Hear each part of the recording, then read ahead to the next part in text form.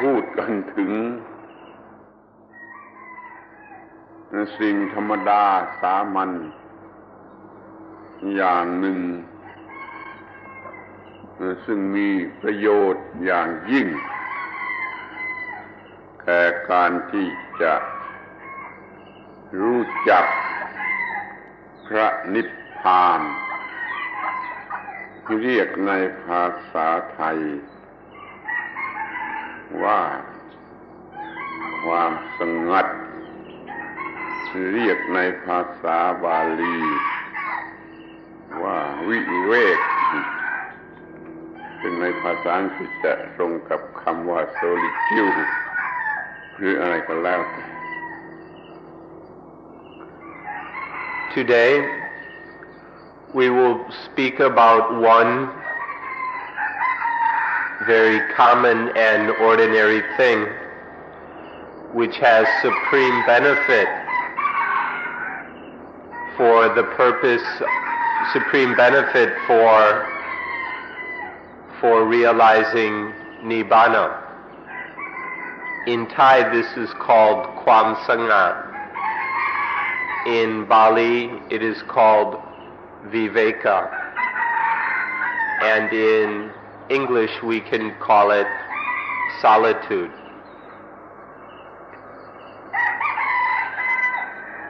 มันมีความหมายของคำว่า loneliness มากกว่า singleness เพราะว่า singleness นี่มันยังไม่แน่ลงไปว่ามันจะสงบสงัดต้องขอทำความเข้าใจดีว่ามันหมายถึงอะไรกันแน่ความสงัดในระหว่าง singleness กับ loneliness. The meaning of we wake up or solitude puts more emphasis on the quality of loneliness or aloneness rather than singleness, because even if one is just single, we don't know if this will be calm and peaceful. So we emphasize the quality of aloneness. ประโยคนั้นใช้ได้ทั้งเรื่องโลกในบ้านเรือนก็ใช้ได้ทั้งในเรื่องสูงสุดของธรรมะ Solitude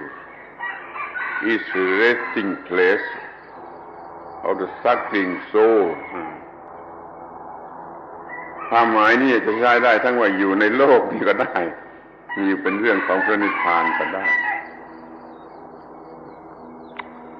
The meaning of solitude can be used both in ordinary worldly matters as well as for the highest spiritual purpose. There's a verse that goes something like, solitude is the resting place for the suffering soul. And the meaning of this can be applied both on the ordinary level of home and family and work, as well as on the highest spiritual level. แล้วมันมีรากฐานต่ำสุดลงไปถึงกับว่าแม้แต่สัตว์เดรัจฉานทั่วไปมันก็ยังต้องการสิ่งที่เรียกว่าในความสงัดมีเวลาที่มันต้องการจะอยู่ตัวเดียวในสัตว์เลี้ยงของเรานี่ก็ยังต้องการถ้าเป็นสัตว์ป่าแล้วมันต้องการเวลาที่จะอยู่ตัวเดียวมากกว่าไปเสียอีกการต้องการที่จะสงัดเนี่ยมันเป็นสัญชาตญาณอันหนึ่งเป็นพื้นฐานอันหนึ่งที่ว่าสิ่งที่มีชีวิตมันมีเวลาที่ต้องการความอยู่สงบสงัดไม่มีอะไรมาเกี่ยวข้อง The roots of solitude are very deep. They they go so deep as to be apparent in animals. Each animal has times when it needs to be alone. We can see this in all the animals we have around here at Suan Mok. And then wild animals in the forest have an even greater need for solitude, to be alone. So this is a principle that is very basic. It's an instinctual need of living things. แม้แต่คนเราเนี่ยบางเวลาเราก็ต้องการจะอยู่คนเดียว ไม่ต้องการแม้แต่ว่าคนที่เรารักเราก็ยังไม่ต้องการให้มายุ่งด้วย มันเป็นความต้องการอย่างหนึ่งของสัญชาตญาณด้วยเหมือนกันเพราะว่าถ้ามันจะระคนกันอยู่เรื่อยไม่มีเวลาสงบสงัดของการอยู่คนเดียวแล้วมันก็ขาดสิ่งที่จำเป็นที่มีประโยชน์เอามากทีเดียวเนี่ยขอให้มองเห็นคุณค่าหรือความหมายของคำว่าวิเวกนี่กันให้ดีที่สุด Even ordinary people need this solitude. There are times when we want to be just left alone. Even the people we love, we don't want them to come and get involved with us. We just want to be left on our own. Because we feel, even on the instinctual level, that unless we have some solitude, we'll miss out on certain very important things. That if we're always caught up and involved with other people, that it'll be too troubling, disturbing, too busy for us. So, if we look at solitude in these various ways, we'll see that it's one thing that we can't do without. So we should appreciate its importance and value. คำว่าวิเวกในภาษาบาลีตามตัวหนังสือแท้ๆมันแปลว่าเดียวหรือหนึ่งอย่างยิ่ง at utmost scale singleness at utmost scale วิ at utmost scale เวกหนึ่งหรือเดียวคำว่า solitude จะมีศัพท์เป็นความหมายว่าอย่างไรก็ไม่ทราบแต่คำว่าวิเวกนี่แปลว่าเดียวหรือหนึ่งอย่างที่สุด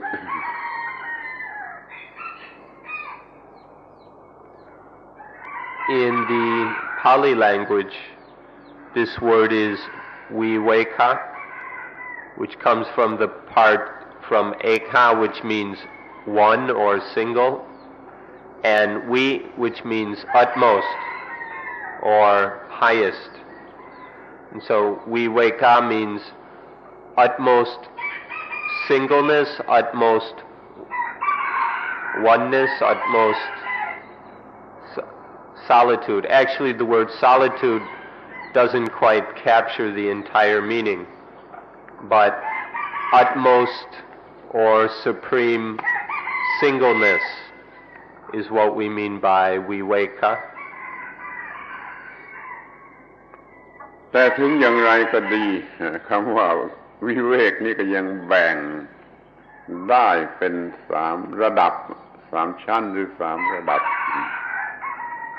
วิเวกทางวัตถุหรือทางกายนี่ทางฟิสิกส์นี่ก็อย่างหนึ่งแล้วก็วิเวกทางจิตโดยเฉพาะทางเมนตัลอย่างนี้ก็อย่างหนึ่งแล้วก็วิเวกทางวิญญาณ คือทางสปิริตชัวลนี่ก็อีกอย่างหนึ่งมันเลยมีอยู่เป็น3ระดับสูงต่ำกว่ากันอย่างนี้ Viveka can be understood on 3 primary levels. The first is the physical or material level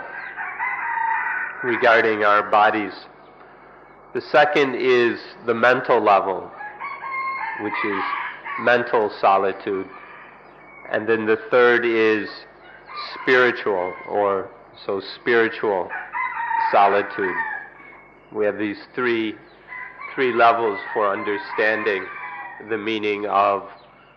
viveka. ความต่างกันมันก็มีอยู่ว่าเมื่อไม่มีวัตถุหรือสิ่งของบุคคลใดๆมารบกวนเราก็ได้วิเวกในทางกายเมื่อไม่มีนิวรณ์ความรู้สึกเลวร้ายใดมารบกวนจิตเราก็มีวิเวกทางจิตเมื่อไม่มีสิ่งเป็นที่ตั้งแห่งความยึดถือยึดมั่นถือมั่นมารบกวนสติปัญญาหรืออุปาทานของเราก็มีวิเวกทางวิญญาณ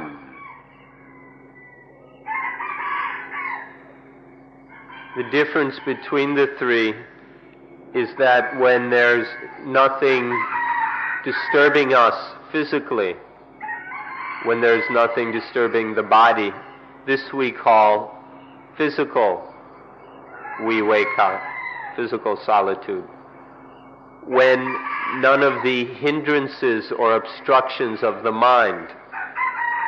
are bothering us or bothering the mind, we call that mental solitude. And when none of the objects of attachment are disturbing our mindfulness and wisdom, then this is what we call spiritual solitude. ในทางกายเมื่อเราเป็นอยู่ให้ง่ายที่สุดที่ก็เพลนliving ให้มากๆนี่ในบาลีก็เรียกว่ามีทุดงค์ถ้าเราอยู่ด้วยการเป็นอยู่ที่ง่ายคือทุดงค์นี่เราก็มีกายวิเวกทางกายได้มากดังนั้นเราจึงมีศีลรักษาทุดงค์ในเบื้องต้นเราก็ได้ความวิเวกทางกายเป็นพื้นฐาน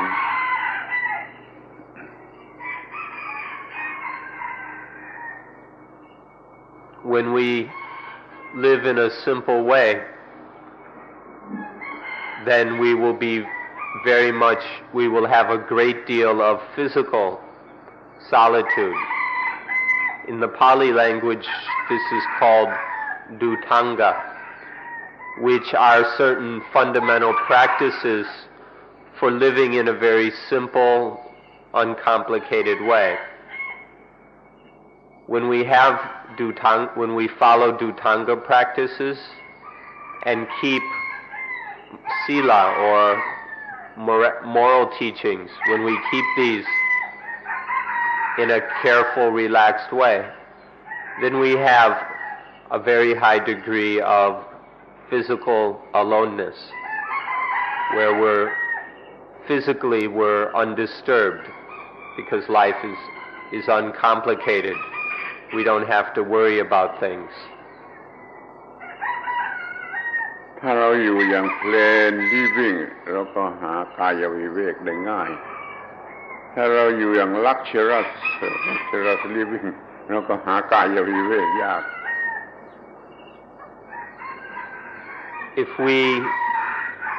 If we live plainly, then it's very easy to find physical solitude. But if we live luxuriously, it's very, very difficult to find physical solitude. ที่นี่เราก็จะดูกันถึงวิเวกทางจิตที่สูงขึ้นมาความคิดเลวๆความคิดต่ำๆที่เรียกว่านิวรณ์กามฉันทะคือตกไปในทางกามารมณ์พยาบาทคือตกไปในทางโกรธหรือไม่ชอบแล้วก็ทีนมิทธะอุทธัจจะกุกุจจะวิจิกิจฉาพวกความโง่เหล่านี้มันรบกวนจิตไม่ให้มีวิเวกเอาออกไปจะได้ทั้งห้าหรือว่ามันไม่เกิดก็ตามเราก็มีจิตตวิเวก As for mental solitude, what is called citta viveka, when these various kinds of disturbing moods and thoughts no longer hassle us, then we have mental solitude. There are the 5 nivarana or hindrances. These are things that get in the mind's way, that obstruct or prevent the mind from being in its natural, pure, and happy state.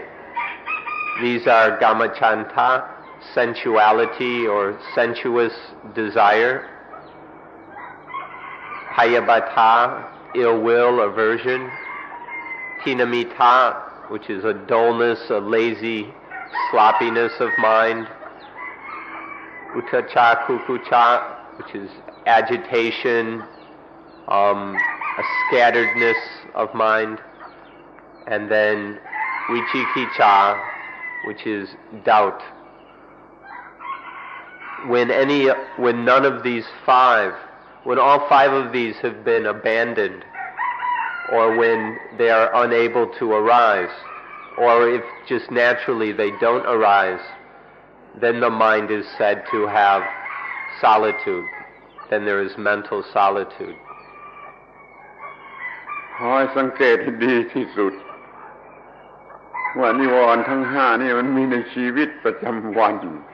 เป็นสมบัติในชีวิตประจำวันแต่เราไม่ค่อยสังเกตเราก็ไม่ค่อยเห็นเมื่อใดจิตใจมันเป็นไปในทางโพสิทีฟมันก็มีกามารมณ์มีเรื่องทางเซ็กส์เมื่อไรมันเป็นไปทางเนกาทีฟมันก็มีโทสะโกธะไม่ชอบจะฆ่าจะฟันแล้วเมื่อไรมันเป็นในทางโง่ไม่รู้ว่าบวกหรือลบนี่มันก็เป็นไปทางโมหะมันมีทีนมิทธะกระทั่งวิจิกิจฉามันมีในชีวิตประจำวันมากมายเหลือเกิน Well, in order to recognize that all 5 of these are our ordinary possessions in daily life. These are things that are coming up throughout our ordinary existence all the time. So we should see, when life goes in a positive way, then we end up falling into sensuality, into sensual desire. If life goes in a negative way, then the result is aversion, ill will, anger, hatred, where we don't like things and we even want to get rid of them, destroy them, kill them. And when life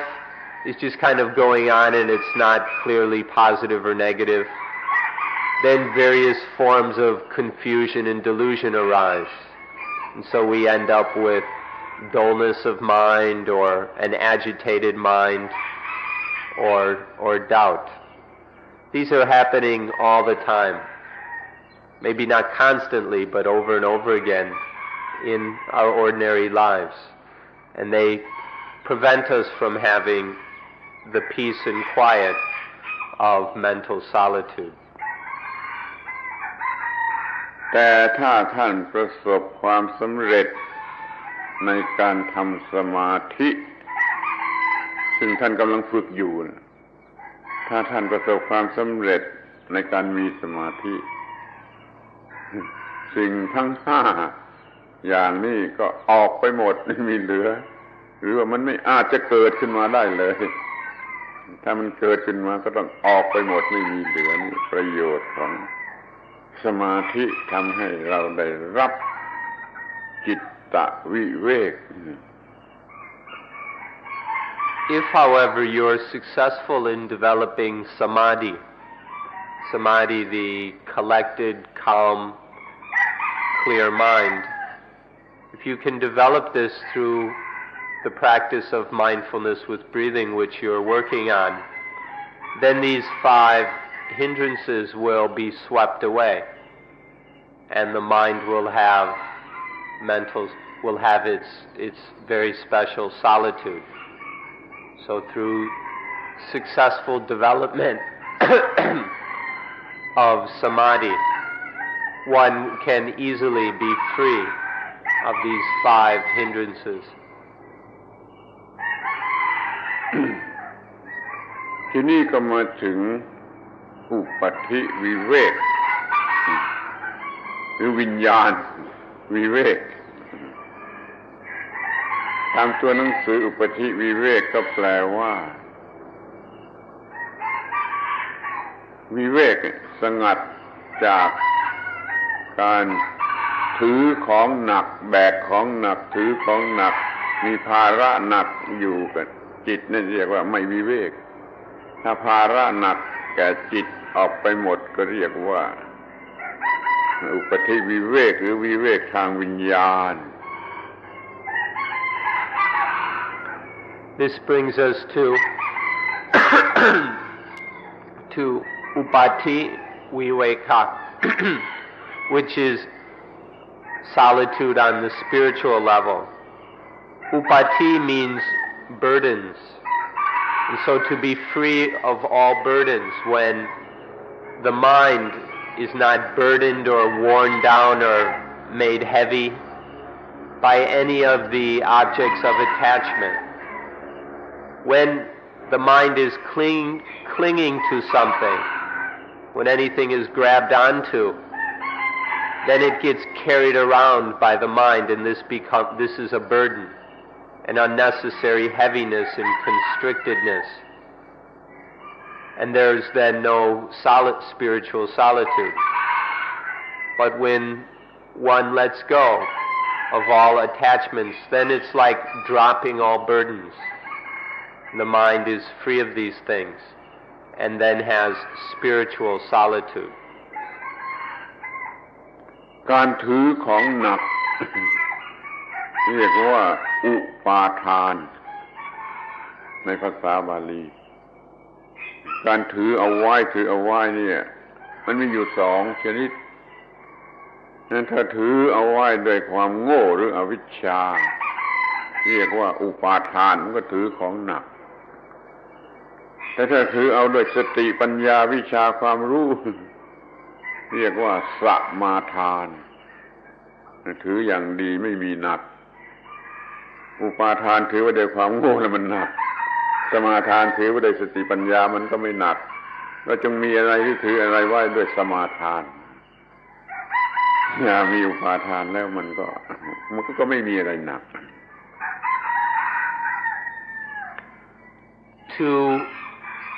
To hold on to things and carry them around is called upatana in the Pali language. This means to carry heavy things, to carry burdens. Upadana, we often translate it attachment or clinging. There are 2 ways of carrying things. We should understand the difference. The first way is to hold on to things, to carry things stupidly. This is called upadana. It's to carry things in a way that make them a burden, to make problems for us. However, it's possible to hold things,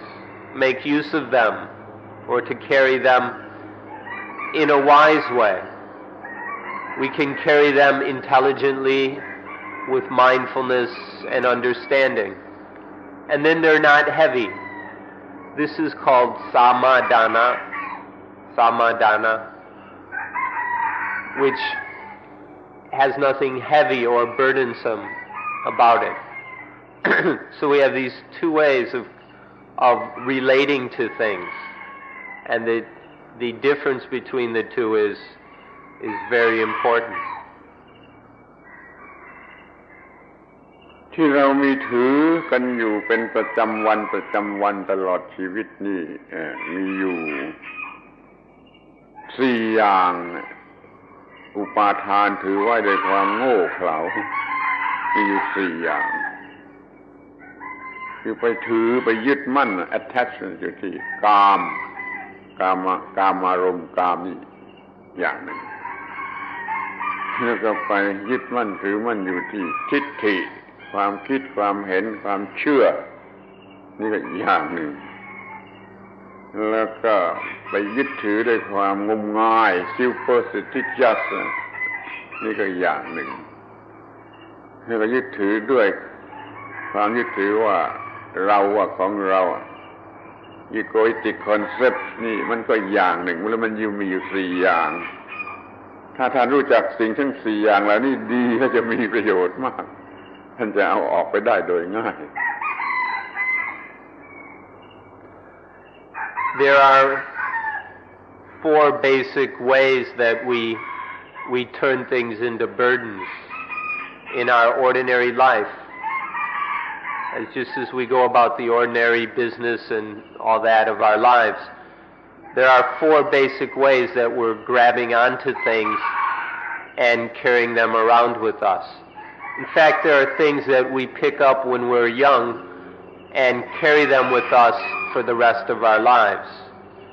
And we bear these burdens for years, often without ever paying attention to the fact. The first kind of foolish attachment is to sensuality, especially to sensual pleasures, to Dhamma. We're clinging to sensual pleasures. The second is to opinions, views, ideologies, and beliefs. Clinging to any kind of opinion or ideology or belief, even if it's Buddhism, becomes clinging to views, the second kind. The third is a superstitious kind of grabbing onto things, where we hang on to them superstitiously. And the fourth is to attach to things through the egoistic concept of I and mine. These are the four ways of attaching to things. And when we attach, the things become burdens. If we know these four and understand them thoroughly, this would be of tremendous benefit to each of us. Because if we know them, then it's not so difficult to drop them, to be free of them. ท่านจะต้องสังเกตให้เห็นในที่นี้ว่าสิ่งที่เป็น positive มันก็ชวนให้ยึดถือไปตามแบบ positive แม้สิ่งที่เป็น negative มันก็ยังชวนให้ยึดถือไปตามแบบ negative อย่าเข้าใจว่า negative นี่จะไม่ชวนให้ยึดถือมันก็ชวนให้ยึดถืออุปาทานไปตามแบบของ negative ทั้ง positive ทั้ง negative ยึดถือไม่ได้ถ้ายึดถือเมื่อใดเมื่อนั้นชีวิตนี้จะกัดเจ้าของ When something is positive, it invites us to attach to it in a positive way. When something is negative, it invites us to attach to it in a negative way. Don't go thinking that negative things don't have any attachment. In fact, we're clinging very strongly to negative things. You can call it detachment if you want. So if something is positive or negative, they both entice us to attach to them, and then we turn these things into burdens. Thus we say that the positive and the negative, clinging to either of them causes life to bite its owner. If there's any clinging to positive or negative, then life bites its owner. สิ่งที่เป็น positive มันก็ทำให้เกิดตัวกูเซลล์ตัวกูเนี่ยแบบบวกที่เป็น negative มันก็ทำให้เกิดตัวกูแบบลบทั้งแบบบวกและแบบลบมันเป็นความผิดมีเข้าแล้วมันก็ให้เกิดความทุกข์จึงคอยเน้นว่าชีวิตนี้มันจะกัดเจ้าของ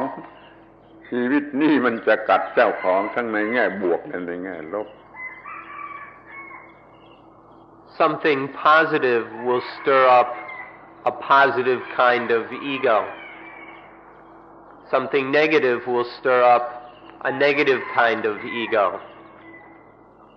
Either way, life bites its owner, whether in a positive way or a negative way. Whenever something positive or negative enters the mind, then it leads to dukkha, creates conflict, turmoil, torment in the mind. So both positive and negative cause life to bite its owner. ถ้าท่านประสบความสำเร็จในการปฏิบัติสูงขึ้นไปถึงวิปัสสนาเมื่อกี้สำเร็จสมาธิแล้วทีนี้ก็สูงขึ้นไปถึงวิปัสสนาของอานาปานสติเมื่อนั้นทั้ง positive และทั้ง negative มันจะหลอกลวงท่านไม่ได้อีกต่อไปท่านจะไม่ยึดถือสิ่งใดๆทั้งในแง่ของ positive และ negative. If you're successful at practicing vipassana, the insight aspect of meditation, then you will be able to go beyond this problem. If you can successfully develop samadhi so that the mind is very firm, clear, awake, and active, then one can practice successfully the insight aspects of mindfulness with breathing. And one is successful in vipassana, the result will be that positive and negative can no longer deceive you. You'll no longer be tricked and made a fool out of positive and negative things. ตามธรรมดาคนจะรู้สึกว่า positive เป็น negative นี่มันตรงกันข้าม แต่โดยที่จริงแล้วมันไม่ได้ตรงกันข้ามในกรณีนี้คือว่ามันเป็นที่ตั้งแห่งความยึดถือเท่ากันเลยไม่ได้ตรงกันข้ามแล้วมายึดถือกันแล้วมันกัดเอาอย่างเสมอกันเลยในกรณีนี้ positive และ negative ไม่ได้เป็นอย่างตรงกันข้ามคือมันเป็นที่ตั้งให้เกิดตัวกูเกิดอีโก้แล้วก็เกิดความทุกข์โดยเสมอกันนั้นรู้จักมันไว้ดีๆทั้ง positive และทั้ง negative. Ordinarily we think that the positive and the negative are opposites. But in this case, as we're speaking of today, there's no real difference. Both the positive and the negative stir up ego in the same way. They're equal in their ability to stir up attachment and dukkha. They're basically the same in this way. So ordinarily we may think of them as opposites, but in the way they affect the mind, they fundamentally operate in the exact same way. Both positive and negative stir up desire, attachment, and lead to dukkha. เราจะเห็นได้ว่าเดี๋ยวนี้เวลานี้เพื่อนมนุษย์ของเราในโลกนี้ยึดถือ positive มากเกินไปอาศัยความยึดถือใน positive สร้างความเจริญทางวัตถุจนเหลือประมาณแต่อย่าลืมว่าเขายึดถือใน positive เท่าใดเขาจะยึดถือใน negative เท่านั้นเขายึดถือใน positive มากเท่าใดเขาจะกลัวไอ้ negative มากเท่านั้นเพราะมันกำลังกัดเราอยู่ทั้ง positive และทั้ง negative ขอให้ดูให้ดี In our modern world, with all this so-called development, it's very easy to see how much humanity is clinging to the positive. Open any magazine or watch a TV program, and you see nothing but a lot of clinging to the positive, to consumer goods, to all kinds of beautiful ideas. The so-called New Age movement is another development of the same thing, or the tourist industry. All aspects of modern life are very, very clearly full of clinging to the positive. People are running around chasing after the positive all over the world, especially where there's enough money to create the illusion of getting these things. But we can see that any place that this doesn't happen by itself, that wherever there is clinging to the positive, there will be an equal amount of clinging to the negative. And so you can see the businessmen, the politicians, the ordinary people who are all caught up in this attachment to positive also have a lot of fear of not getting what they're clinging to or of losing what they're clinging to. So a lot of fear and worry and anger also comes. And so wherever there's clinging to the positive, there will also be clinging to the negative. มนุษย์เราในโลกนี้ยึดถือใน positive มากขึ้นเท่าไรไอ้โลกนี้ก็จะวินาศฉิบหายเร็วขึ้นเท่านั้นเมื่อยึดถือใน positive มันก็เกลียดกลัว negative มันก็เป็นทุกข์เท่ากันฉะนั้นเราจะต้องไม่ตกอยู่ภายใต้อำนาจของ positive และ negative โดยที่เราจะไม่ยึดถือมันเลย To whatever degree humanity attaches to the positive, that's how fast we're going to destroy the world. The more we cling to the positive, the more we're also full of negative kinds of clinging, and together these will destroy or are destroying the world faster and faster. Any kind of clinging, whether to the positive or the negative,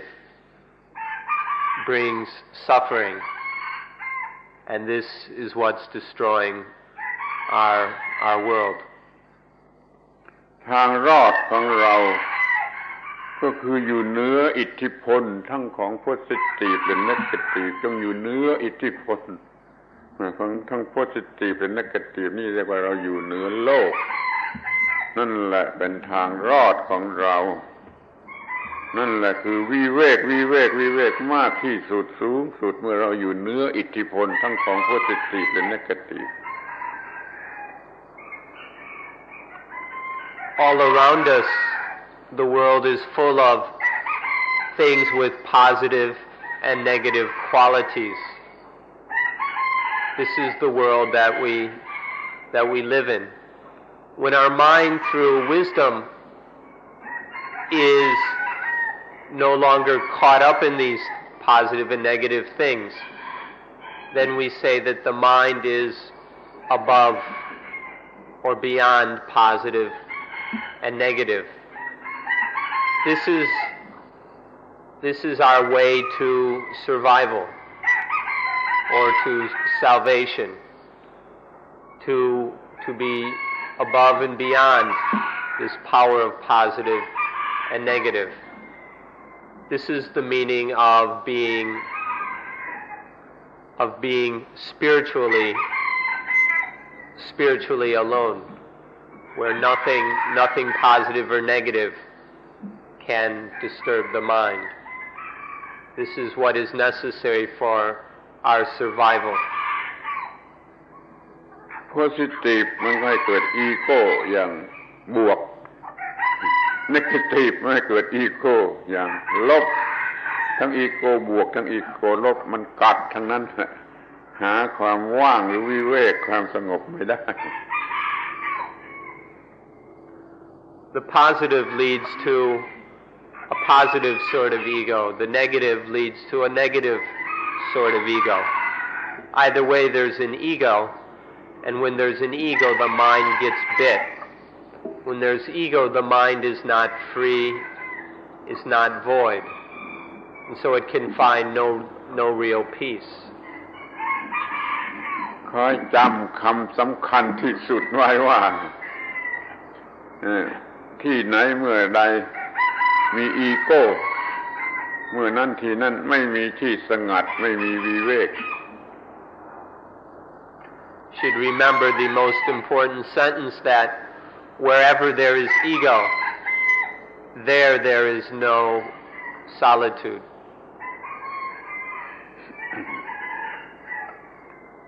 ถ้ามันมีอีโก้เกิดอยู่ในใจมันจะไปนั่งในที่สงัดในป่าช้าในภูเขาในถ้ำอยู่คนเดียวมันก็ไม่สงัดมันก็ไม่มีความสงัดอีโก้เนี่ยทำความรบกวนหรือเป็นสิ่งรบกวนไม่มีความสงัดถ้าเราไม่มีอีโก้ในจิตใจไม่มีอีโก้ไปนั่งอยู่ที่กลางโรงละครก็ได้กลางโรงงานที่เต็มไปด้วยเครื่องจักรอันอึกกระทึกครึกโครมก็ได้ก็ยังเป็นที่สงัด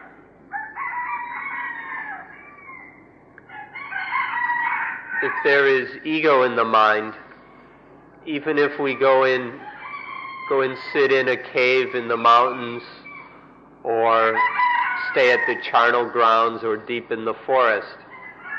there will be no solitude. No matter where we go, if there is ego in the mind, then there cannot be any lasting or real solitude. But if the mind is void of ego, even if we go and sit in the middle of a theater or stand on a busy street corner, the mind will have solitude. กำจัดอีโก้ที่กำลังมีอยู่ในใจเสีย ที่นั่นจะเป็นที่สงัดทันทีไม่ต้องไปป่าช้าไม่ต้องไปถ้ำในภูเขาไม่ต้องไปอยู่คนเดียวในที่ไหนๆถ้ามีอีโก้จะไปอยู่ที่ไหนก็ไม่สงัดมันก็ตามไปรบกวนที่สงัดที่สุดก็คือที่จิตไม่มีอีโก้ To get rid of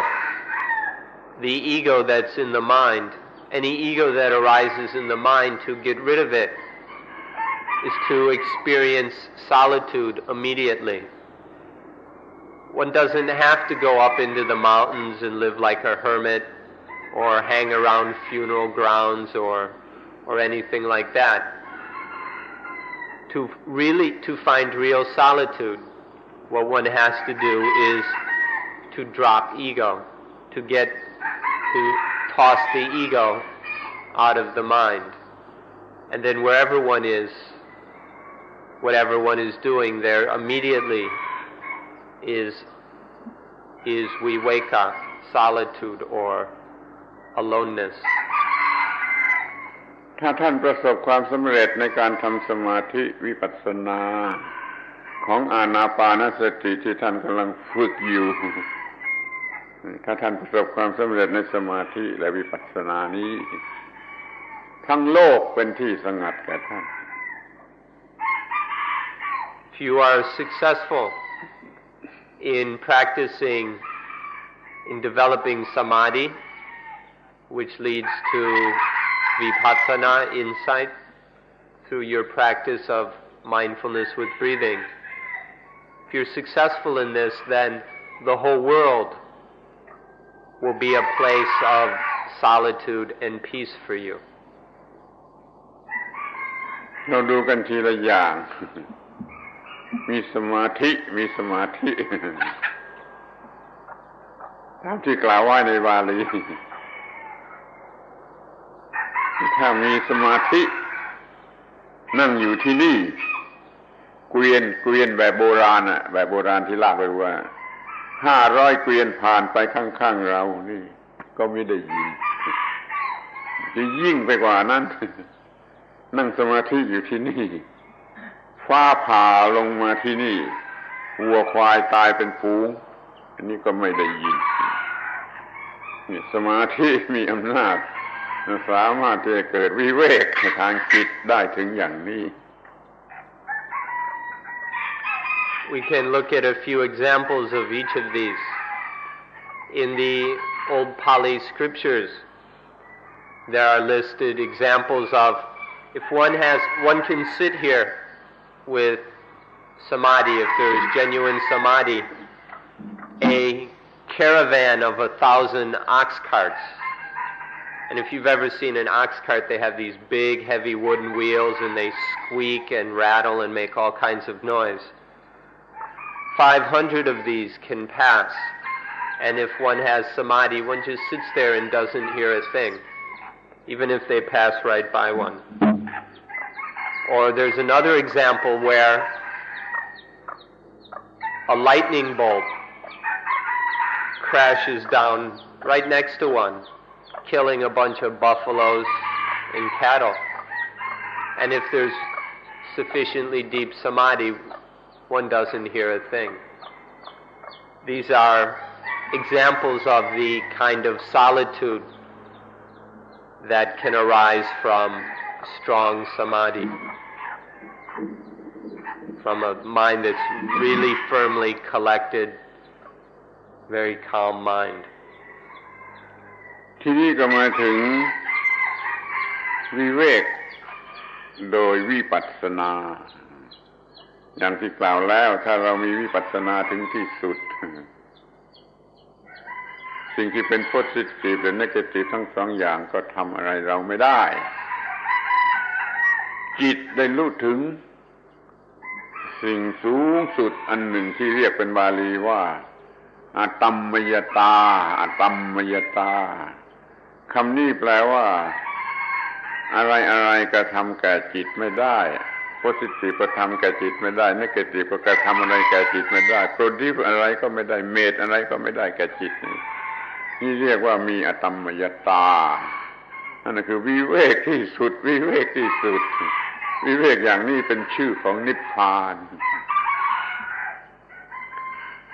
Then in terms of insight or vipassana,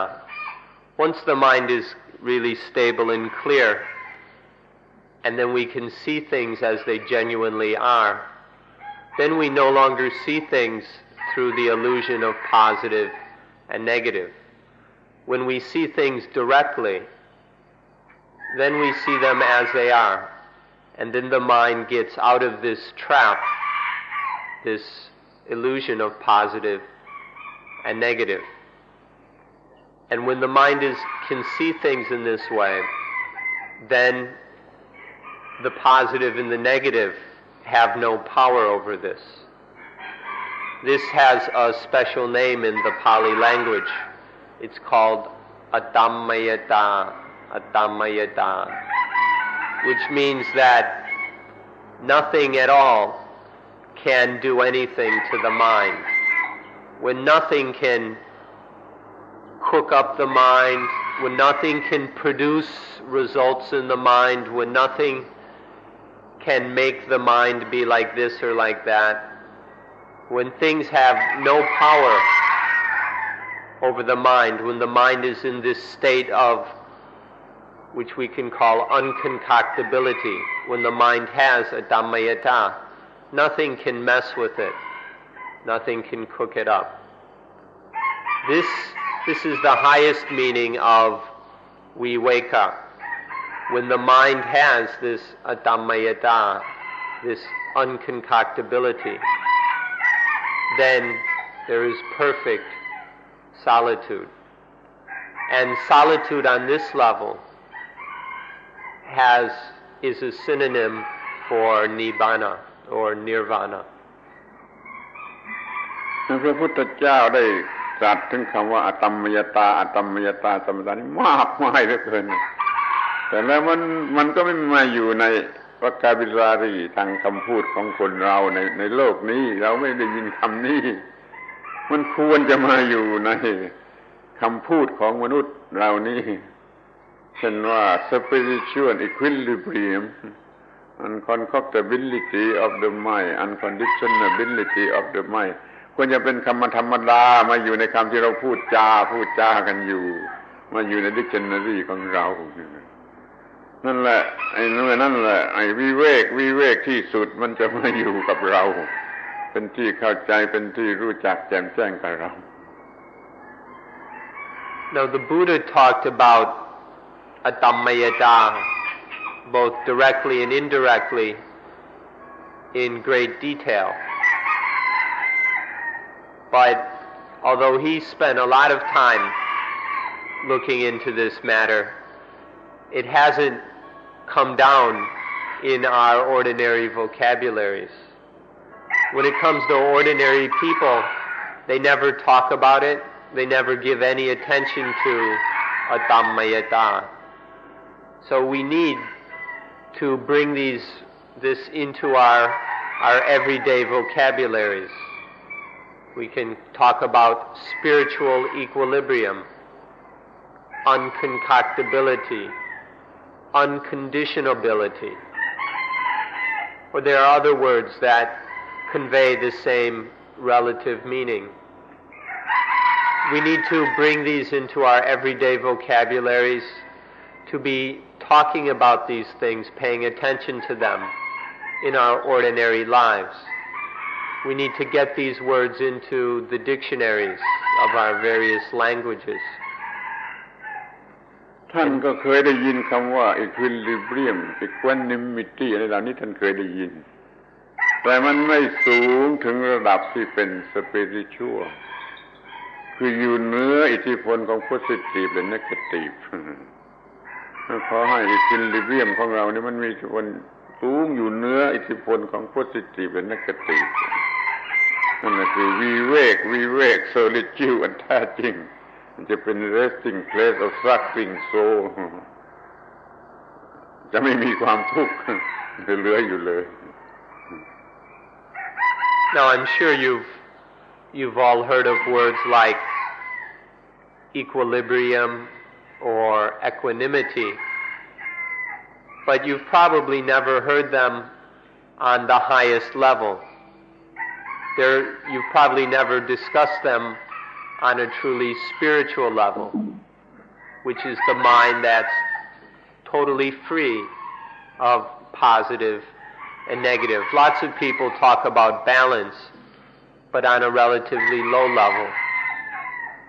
One needs to also most of all, be interested in spiritual equilibrium, that is, free from and beyond all positive and negative. In this way, there is genuine solitude, there is true viveka. It's only in this kind of solitude that there is the resting place for suffering souls. วิเวกก็ดีนิพพานก็ดี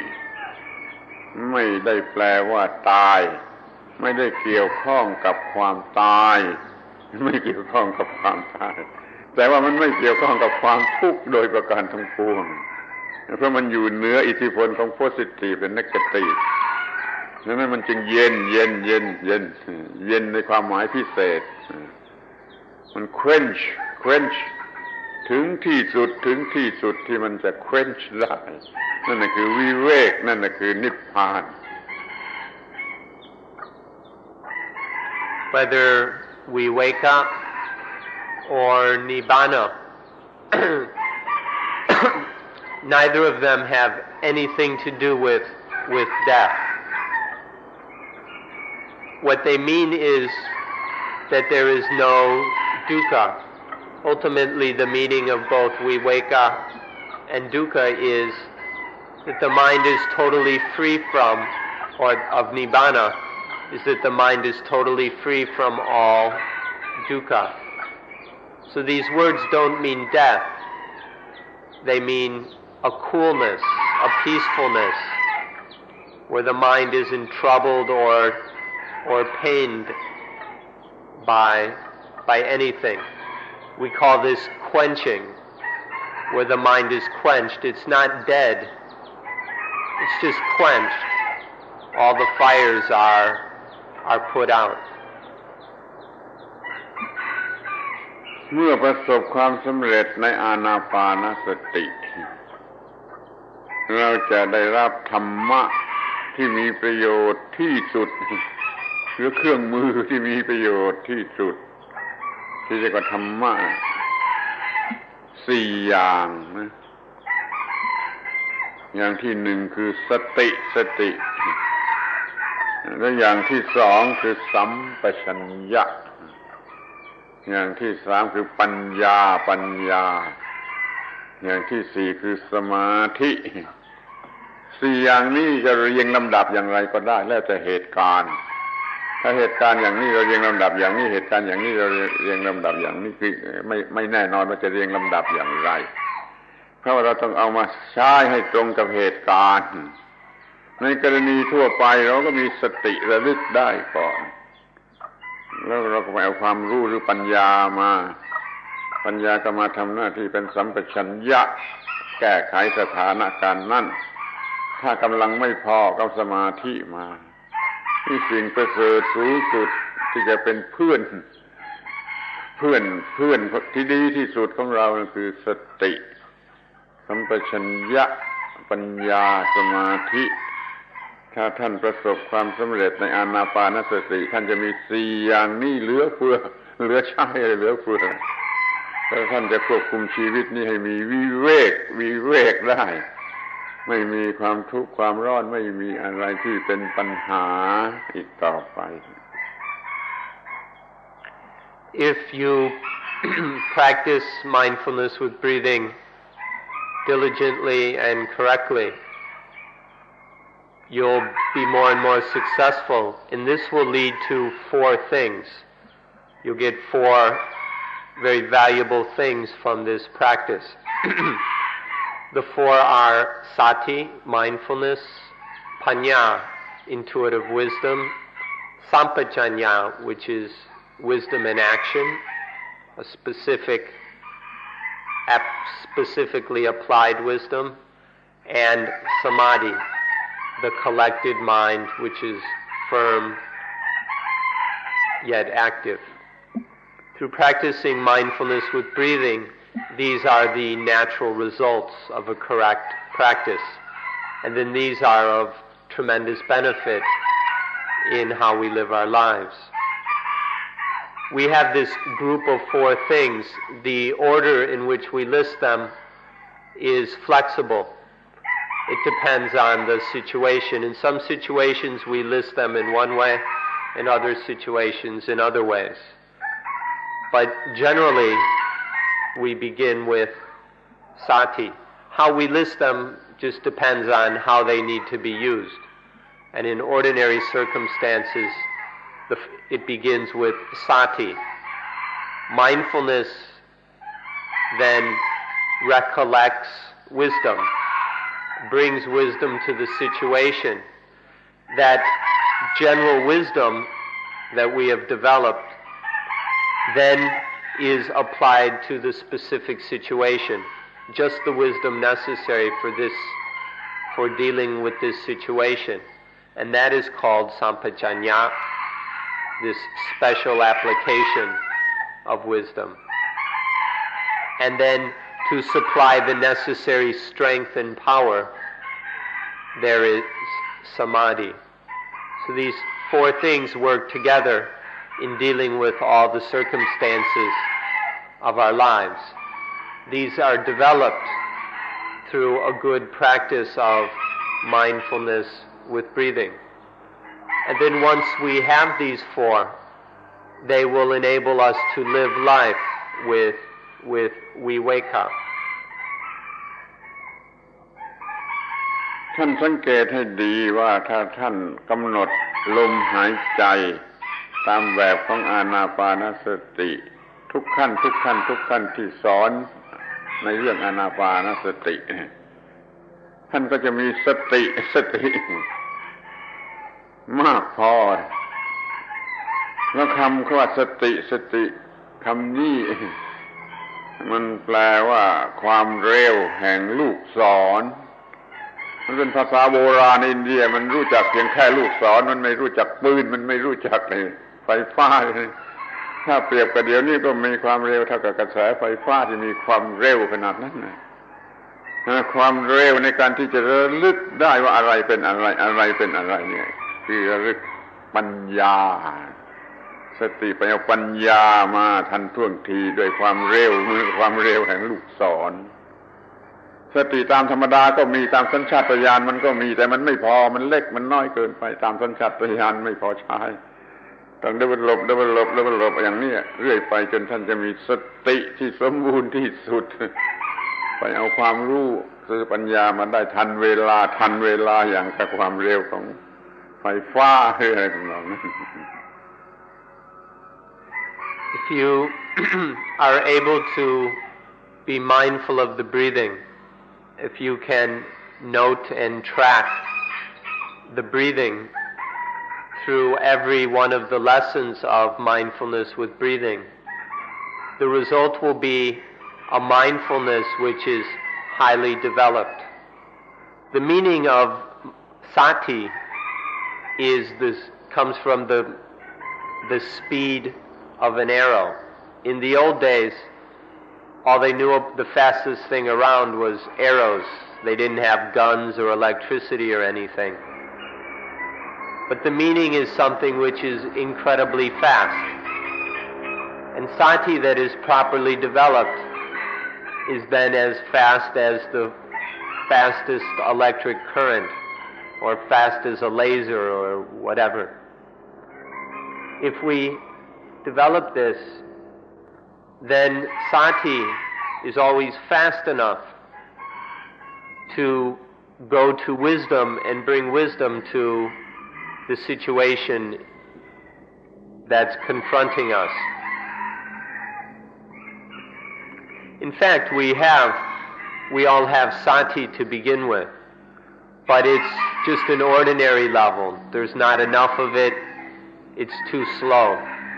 So we need to develop it so that sati mindfulness is sufficient and of the highest speed. And then it will be able to serve us in all the experiences of life. เมื่อท่านทำอานาปานสติได้สำเร็จท่านก็จะมีสิ่งที่เรียกว่าปัญญา intuitive wisdom ตามปฏิจจสมุปบาทผู้สั่งสอนจะอธิบายปฏิจจสมุปบาทให้ท่านฟังถ้าท่านเข้าใจและท่านรู้นั่นก็คือเรื่องของปัญญารู้ว่าความทุกข์เกิดอย่างไรความทุกข์จะดับลงไปอย่างไรนี่เรียกว่าเรื่องของปัญญาถ้าปฏิบัติอานาปานสติได้ก็จะรู้เรื่องปฏิจจสมุปบาทดีแล้วก็จะควบคุมกระแสของปฏิจจสมุปบาทได้ด้วยอำนาจของปัญญาพอเราปฏิบัติอานาปานสติสำเร็จเราก็มีปัญญาครบทุกอย่างครบทุกอย่างไว้ไปใช้เมื่อสถานการณ์อะไรเกิดขึ้นโดยเฉพาะก็เอาไปเฉพาะโดยสติมันเอาไป สติขนส่งปัญญาเอาไปเผชิญหน้าเหตุการณ์ที่มันเกิดขึ้น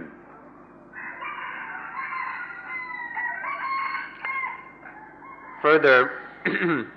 through practicing mindfulness with breathing,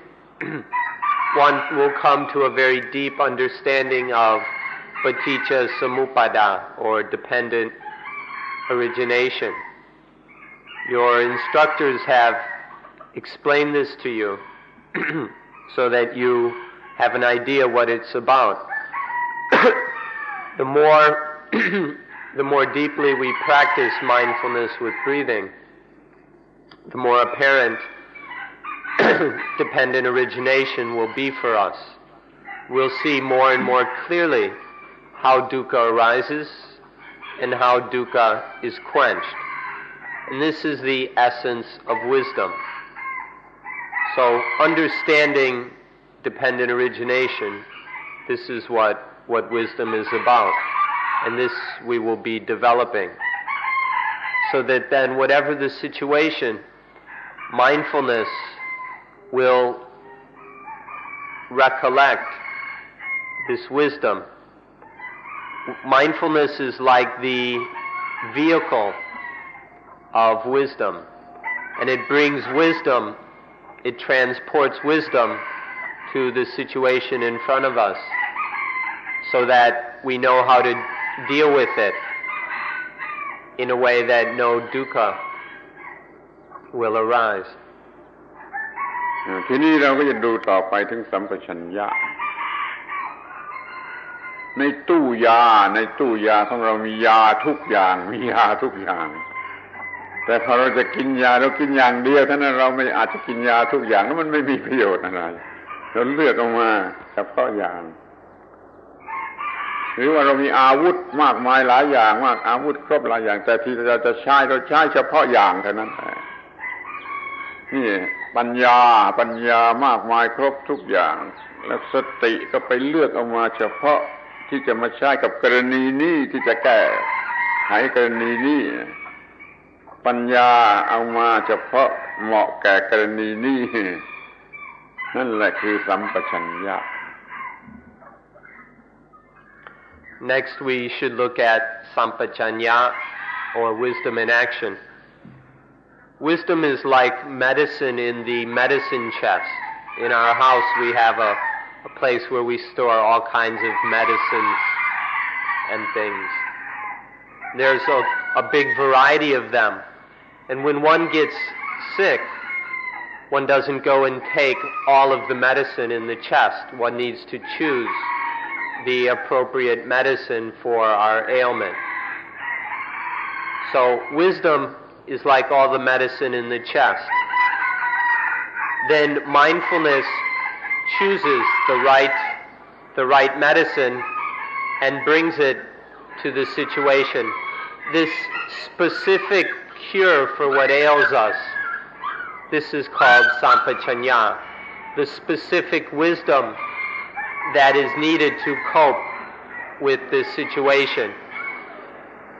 is what we call sampajanya. It's not necessary to bring the whole chest of medicine. Just bring that aspect of wisdom, the application of wisdom that will solve the problem. ช่วยพูดเรื่องอาวุธกันหน่อย It's another way of seeing this is that wisdom is like an arsenal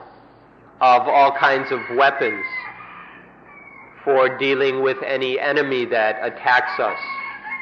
If an enemy attacks us, we need to defend ourselves to drive the enemy away, and in some cases kill the enemy. And so we have an arsenal of various weapons. And depending on the enemy, you choose the weapon and the way they're attacking, you choose the weapon that is most appropriate. So this is another metaphor for sampajanya. Wisdom is the arsenal of various weapons. Mindfulness, when attacked, mindfulness will choose the proper weapon, and then the use of that weapon is called, the use of that weapon to kill the enemy is called sampajanya. But here, when we use the word enemy, don't think we're talking about people. We're talking about positive and negative, which comes to delude us. ทีนี้เราก็เห็นแล้วว่าสติไปเลือกเอาปัญญามาเฉพาะเรื่องมาเป็นสัมปชัญญะแล้วก็เผชิญหน้ากับเหตุการณ์ทีนี้มันก็เหลืออยู่แต่ว่ากำลังจะพอหรือไม่พอสัมปชัญญะปัญญามาทำหน้าที่เฉพาะนี่มันเหลืออยู่กำลังพอหรือไม่พอถ้ากำลังไม่พอต้องเพิ่มสมาธิควรจะรู้ว่าสมาธิมันเหมือนกับน้ำหนักปัญญาเหมือนกับความคมน่าจะคมอย่างไรถ้าไม่มีน้ำหนักมันไม่ตัดนะน้ำหนักต้องเพียงพอด้วยอย่างนี้สัมปชัญญะหรือปัญญาน้ำหนักไม่พอมันยังไม่ตัดต้องเอาสมาธิมาให้น้ำหนักมันมากพอแล้วมันก็จะตัดเราจึงจำเป็นจะต้องมีสมาธิเมื่อฝึกอานาปานสติก็จะมีสมาธิมากพอมีสติมีสัมปชัญญะมีปัญญามีสมาธิมากพอเป็นผลของอานาปานสติเราก็รอดเราเอาชนะความทุกข์ทุกอย่างได้ So now mindfulness goes and gets wisdom, brings it, and this wisdom functions in this specific wisdom functions for dealing with the situation. The only question is whether there is enough power, whether the mind has enough strength to deal with the situation and be totally free. Which means is a question of whether there is enough samadhi. Samadhi is the mind's energy gathered together and focused, which leads to great stability as well as great strength. If we practice mindfulness with breathing, there will be enough samadhi, so that if mindfulness brings wisdom and then there is specifically applied wisdom working, if there's not quite enough strength to do the job, more samadhi can kick in order to do the job totally, completely. So this will be developed through practicing anapanasati. One should understand that samadhi is like weight. Wisdom is like sharpness. If you take some cutting tool like an axe or a knife, you'll notice that not only must it be sharp, it must have weight. If you take a razor blade, which is very sharp, and try to cut down a tree, it will take you a very long time because the razor blade has no weight. To cut something, you need both sharpness, but there has to be weight behind it. Wisdom is like the weight, and wisdom is the sharpness, and samadhi provides the weight that provides the work.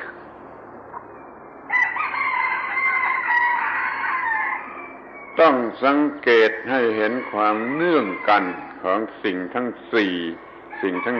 นี้ถ้าเราไม่มีส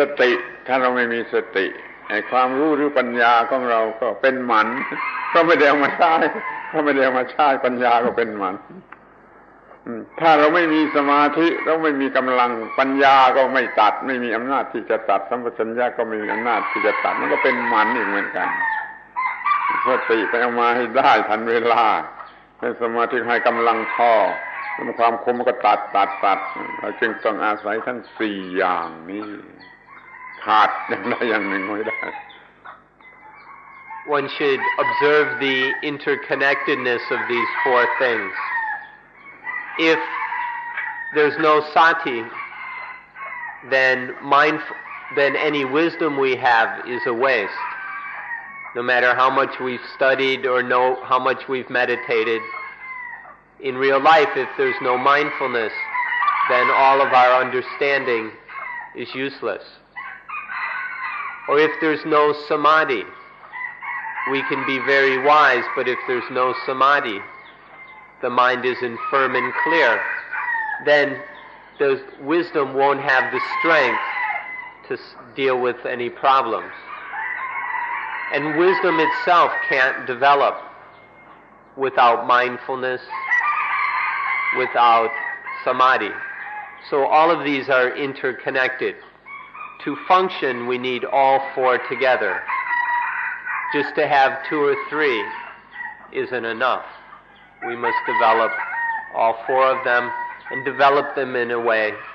where they function as a team, as a unit. ดังนั้นจึงขอร้องว่าในการที่ฝึกอานาปานสติที่เซ็นเตอร์ของเรานั้นท่านจงพยายามให้ดีที่สุดที่เอามาให้ได้เก็บขึ้นมาให้ได้แล้วก็มีให้ได้ทั้งสี่อย่างทั้งสี่อย่างยกเว้นไม่ได้แต่อย่างเดียวสติปัญญาสัมปชัญญะสมาธิเอามาให้ได้จากการฝึกของเราและสี่อย่างนี้ก็จะเป็นเพื่อนที่ดีที่สุดเรียกว่าเป็นเพื่อนคู่ชีวิตเป็นเพื่อนคู่ชีวิตที่จะช่วยเราคนรักของเราก็ช่วยเราอย่างนี้ไม่ได้สามีของเราก็ช่วยไม่ได้ภรรยาของเราก็ช่วยเราไม่ได้ที่จะเป็นเพื่อนคู่ชีวิตอย่างกับว่าไอ้ธรรมะสี่อย่างนี้ขอให้เก็บเอามาให้ได้ทั้งสี่อย่างแล้วก็เป็นเพื่อนคู่ชีวิตจนตลอดชีวิตชีวิตนี้จะมีวิเวกหรือนิพพาน And so we ask that when you're over at the center across the road, that you do everything within your ability to practice mindfulness with breathing diligently, with joy, and successfully, so that you can build up, store up these four things, so that you can develop them, strengthen them, in order that you have more and more of these four. You need to develop them and have them to the degree that we can call your life mates. In real life, we tend to depend on our parents, our lovers, our husbands and wives, our friends, our political leaders, our bosses. But in the end, none of these other people can really save us. They can help us on certain worldly levels. But when it comes to the real important issues of life, none of these can really help us. So these various, even our husbands and wives in the end, cannot save us. What can save us are these, when we've strengthened mindfulness, wisdom in action, and samadhi. When these four are sufficiently strong and working as a unit, then these become our life mate, our partners in life, and enable us to be free of all dukkha. And so through them, through developing them, this leads to more and more viveka until solitude becomes nibbana, the perfect freedom, peace, and coolness of mind. คุณจะเรียกมันว่าเพื่อนคู่ชีวิตเพื่อนคู่ชีวิต life mate หรืออะไรก็ตามเลยแต่ขอให้นึกถึงในความหมายอีกอย่างหนึ่งของสิ่งเหล่านี้ที่เราเรียกกันในภาษาไทยว่าองครักษ์บอดี้การ์ดก็ ขอให้สี่ตัวนี้เป็นบอดี้การ์ดแล้วชีวิตนี้จะมีวิเวกคือจะปลอดภัยจาก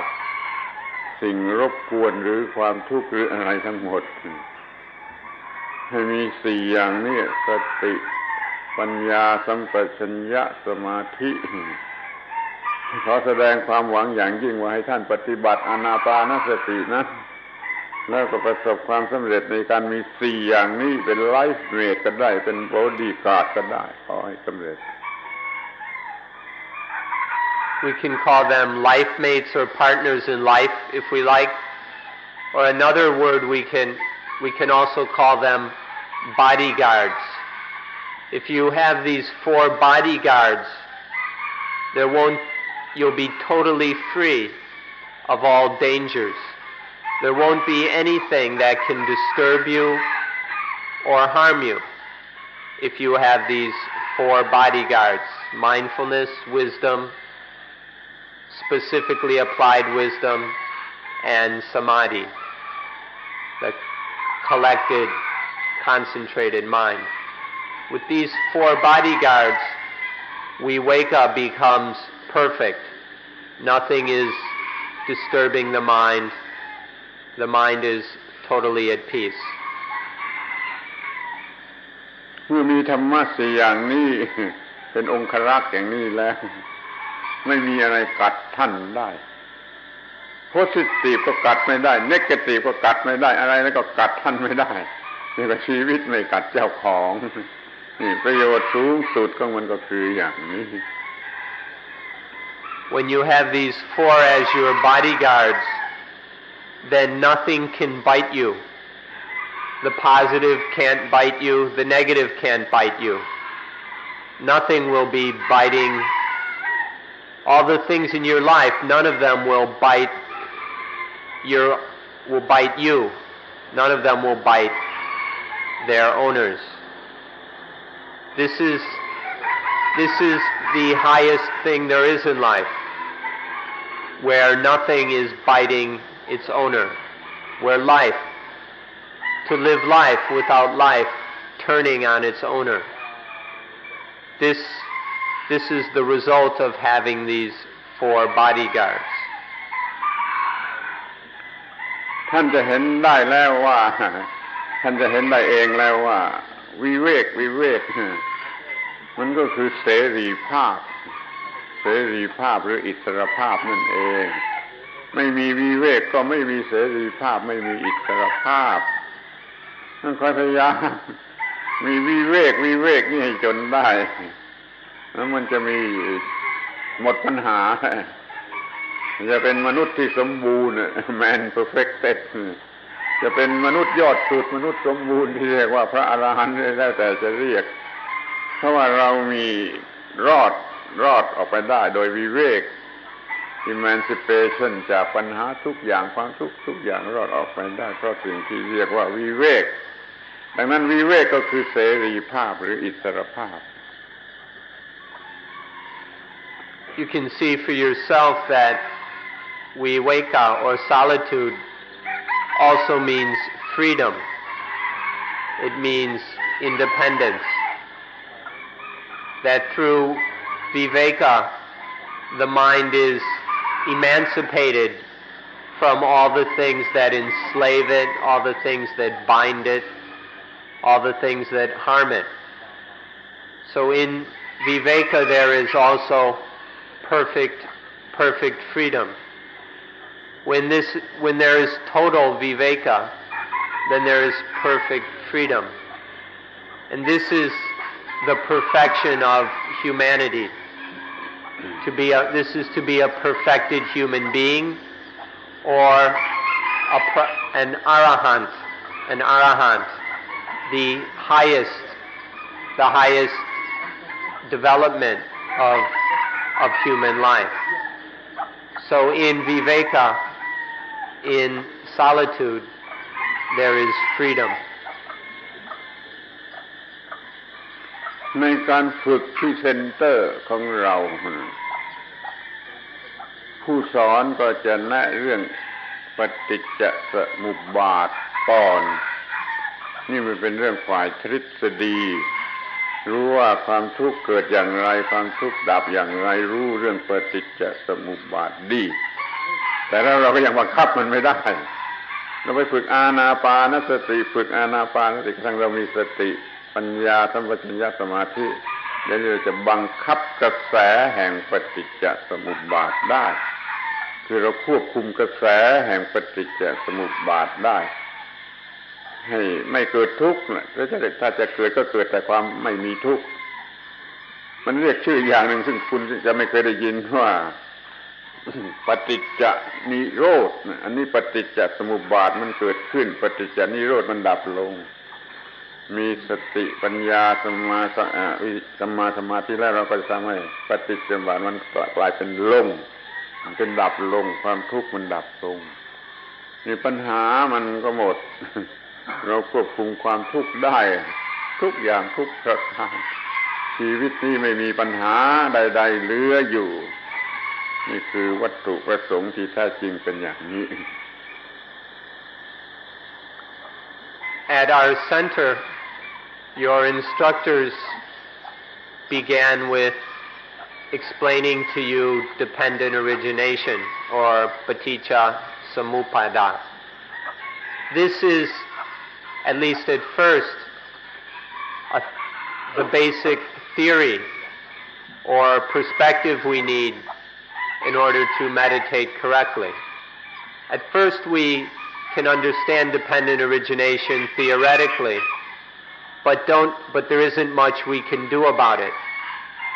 But then through practicing mindfulness with breathing, we develop mindfulness, wisdoms, applied wisdom, and samadhi, so that more and more we can control the flow of dependent origination. And eventually we can master dependent origination so that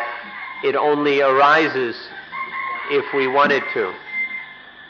Dependent origination is the conditioned arising of suffering, of dukkha. Once we can control that flow, then we can prevent the arising of suffering. The arising of dukkha is called dependent origination. The quenching of dukkha is called dependent quenching or paticca nirota. At first we'll understand this theoretically, but as we develop mindfulness with breathing, we'll have more and more ability to control the flow of dependent origination and quench dukkha. ทีนี้ปัญหาก็เหลืออยู่แต่ว่าเราจะต้องทำซ้ำ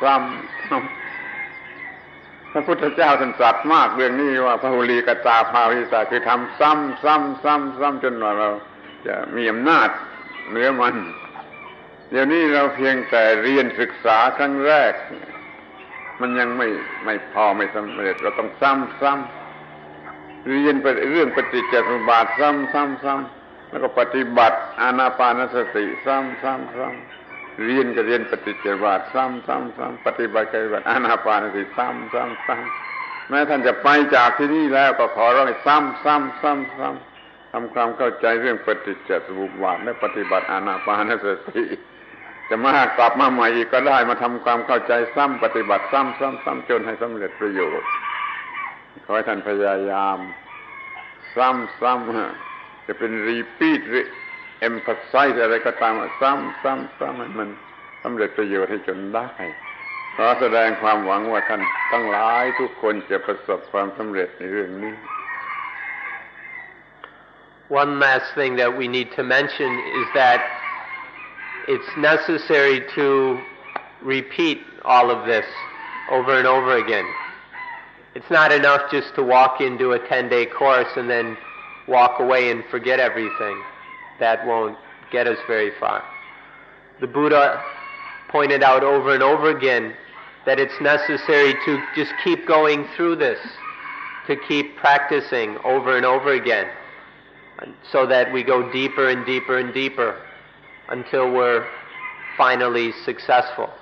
Many of us will just practice a little bit, get a few small results, be satisfied with that, and then drop it. And that won't really lead us very far. So it's necessary to repeat and study. We study and learn about dependent origination. We keep going through it. Each of the various links of dependent origination, contact leads to feeling, to desire, to craving. To go through this over and over again so that we understand it more and more deeply and more detail. And then in practice, to keep repeating our practice of mindfulness with breathing.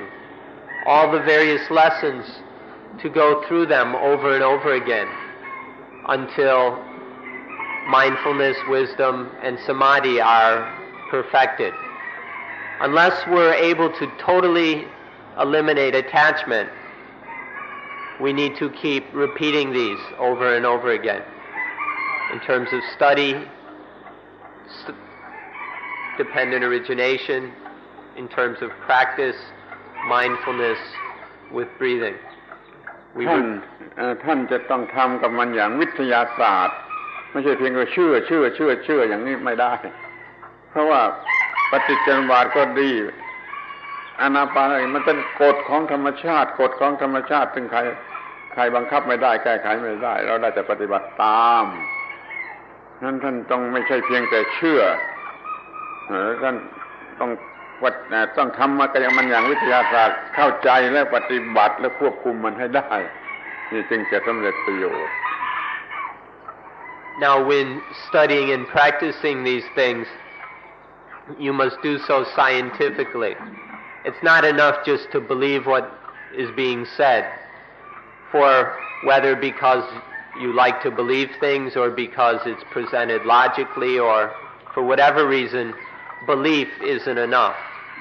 This whole thing has to be approached very scientifically to investigate it thoroughly, so you understand exactly what is meant and intended, and then to practice it, not with blind faith, but with an investigating mind, to practice it until one is totally successful. Instead of clinging at minor results, to keep going deeper and deeper until we're completely successful. This scientific approach is necessary. To just believe or accept will not get us very far. ต่อไปนี้ท่านก็จะเป็นผู้ควบคุมชีวิตไม่ใช่ชีวิตควบคุมท่านต้องควบคุมชีวิตต่อไปนี้ก็จะไม่มีปัญหาเรื่องชีวิตจะไม่กัดท่านอีกต่อไปท่านจะสามารถควบคุมชีวิตขอให้สำเร็จประโยชน์ดังที่กล่าวมานี้ And then from now on, you will be able to manage life instead of life managing you. If we really apply ourselves to this, we'll be able to manage our own lives. We'll be able to run our own lives rather than have life run us. So please give it your best, and we wish you the highest success in this very important endeavor. ขอบคุณเป็นอย่างมากในการที่ท่านทั้งหลายเป็นผู้ฟังที่ดีแล้วก็จะเป็นผู้ปฏิบัติที่ดีต่อไปด้วยขอยุติการบรรยาย Finally, allow us to thank you for being very good and patient listeners, and we hope that you're equally as determined and patient in practicing both here and after you leave. So thank you, and we wish you the greatest success.